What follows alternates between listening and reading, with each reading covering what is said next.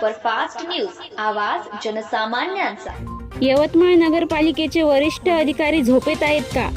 दररोज ये जा करणारे यवतमाळ नगराध्यक्षांच्या चष्म्यातून रोडवर बसलेली जनावरे दिसत नाही काय?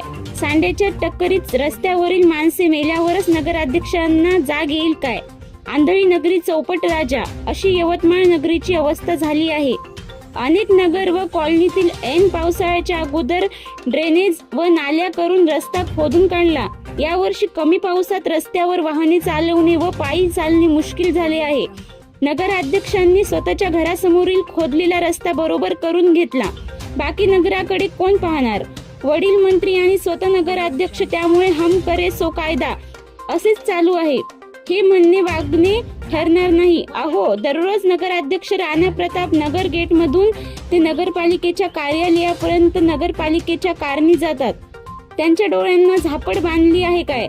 वनवासी मारुती पासून राणा प्रताप गेट बस स्थानक व 5 कंदील चौकापर्यंत सांड व गायींचा कळप हम रस्त्यावर बसून असतो।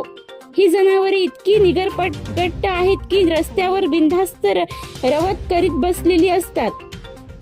सांड्याच्या टक्करी रस्त्यावर होऊन एखाद्या माणसाचा प्राण गेला तर नगराध्यक्ष जबाबदारी घेईल काय? नगराध्यक्ष दररोज त्या रस्त्याने येतात जातात, हे त्यांना दिसत नाही काय? लोकांनी तुमच्याकडे तक्रार केल्यानंतरच तुम्ही आदेश द्याल काय? या मोकाट जनावरांचा ताबडतोब बंदोबस्त करावा अशी यवतमाळकर जनतेची आर्त हाक आहे। महाराष्ट्र सुपरफास्ट न्यूज साठी अरुण देशमुख, यवतमाळ।